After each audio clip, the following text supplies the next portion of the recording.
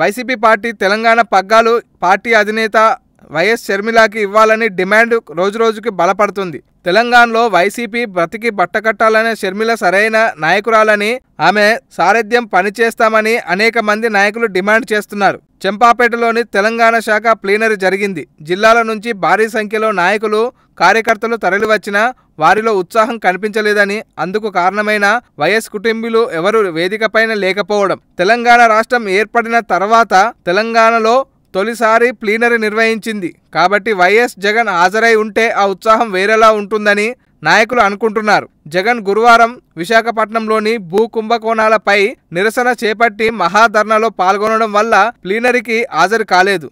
జగన్ రాకపోయినా షర్మిల లేదా వారి తల్లి విజయమ్మను వచ్చినా ఉత్సాహంగా కనిపించేది. నాయకులు తమ ప్రసంగాల్లో తెలంగాణలో షర్మిల నాయకత్వం వహించాలంటూ డిమాండ్ చేశారు. తెలంగాణ పార్టీ శాఖ అధ్యక్షుడు గట్టు శ్రీకాంత్ రెడ్డి బాగా పనిచేస్తున్నప్పటికీ షర్మిల గౌరవ అధ్యక్షురాలుగా ఉండాలని, తెలంగాణ పర్యటిస్తే పార్టీలో బలోపేతం అవుతుందని సూచించారు. పైగా వైఎస్ఆర్ కాంగ్రెస్ పార్టీ రాజకీయ కార్యదర్శిగా సజ్జల రామకృష్ణారెడ్డి ప్రసంగిస్తూ అధికారంలో రావడానికి కనుచూపు మేరలో లేదని అన్నారు. 2019 ఆంధ్రప్రదేశ్లో అధికారం వస్తామని, ఆ తర్వాత తెలంగాణ పార్టీ బలోపేతం చేసేందుకు దృష్టి సారిస్తామని, 2024లో అధికారం చేపట్టే దిశగా అడుగులు వేస్తామని తెలిపారు.